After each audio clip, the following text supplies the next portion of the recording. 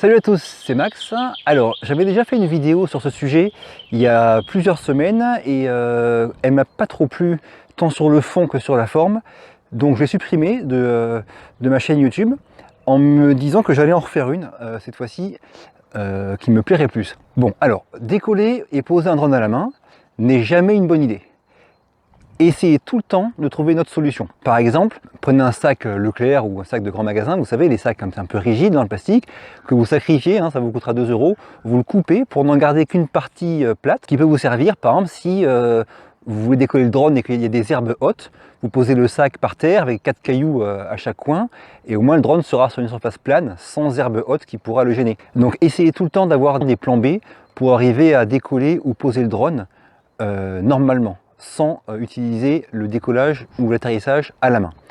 Néanmoins, s'il n'y a vraiment pas le choix, pour raison X ou Y, vous êtes à la montagne, sur une arête trop étroite, ou moi ça m'arrive aussi au Sri Lanka qu'il y ait des chiens qui aboient et que le drone énerve vraiment à l'atterrissage. Bref, si pour une raison X ou Y, il n'y a pas le choix et vous voulez ou vous devez poser ou décoller à la main, autant savoir quels sont les risques et autant savoir un petit peu comment faire. Bon, les risques ils sont simples. Pour le décollage, il y a pas mal de gens qui ont déjà eu des fly-away, donc ils décollent et d'un coup le drone part n'importe où. Des bugs des capteurs, ça arrive.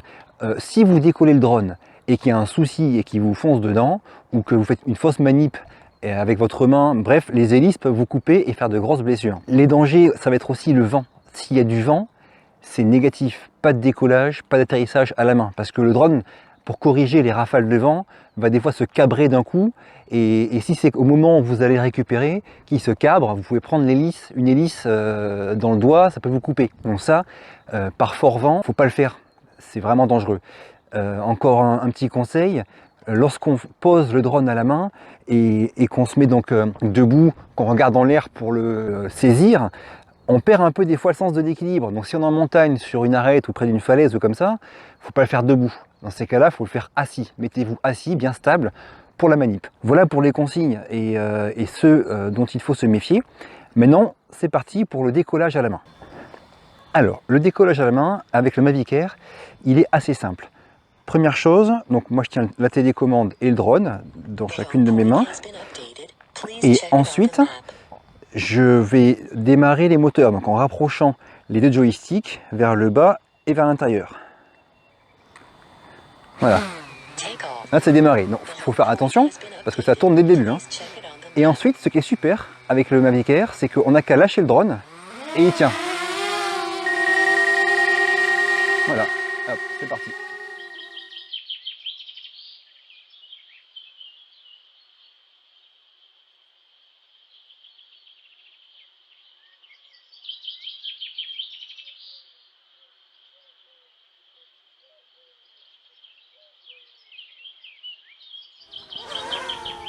Voilà, maintenant pour le poser à la main. Alors moi ce que j'aime bien faire pour le poser à la main, c'est l'amener déjà au-dessus de moi. Donc je laisse dans tous les cas les capteurs actifs, les capteurs d'évitement.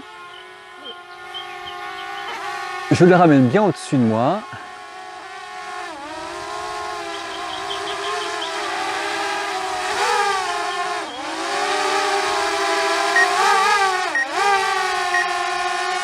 Voilà.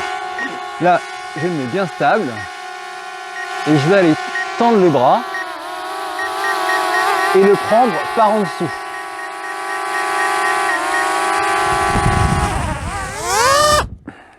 Voilà. Vous avez vu qu'à la fin, quand il descend vers ma main, les capteurs d'évitement d'obstacles en dessous le freinent. D'accord? Ça me plaît bien parce que du coup, c'est plus simple pour moi. En cas de fausse manip, je sais qu'il va s'arrêter avant ma main.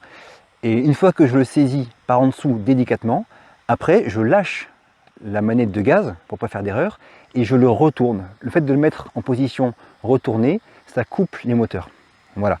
Donc ça, quand on le saisit par en dessous, moi ça me plaît. Ça évite que si on le saisit par devant ou qu'on le fait se poser sur la paume de la main à plat, avec une rafale d'un coup le ramène vers nous, au moins quand il vient par au-dessus, je trouve qu'il y a moins de risques. On voit bien, il faut le saisir par la batterie de part et d'autre du drone comme ça.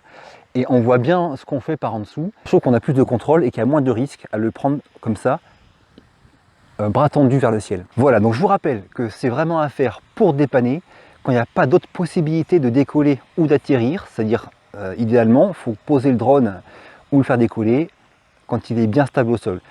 À la main, c'est dangereux. S'il y a du vent, il ne faut pas le faire. Et il y a vraiment des blessures réelles qui existent avec cette procédure-là. J'espère que cette vidéo vous sera utile. N'hésitez pas à la commenter en dessous et à la liker, ce qui m'aide beaucoup, vous le savez. Je vous retrouve très vite dans une nouvelle vidéo. Et puis d'ici là, mais bougez-vous, purée. Bougez-vous.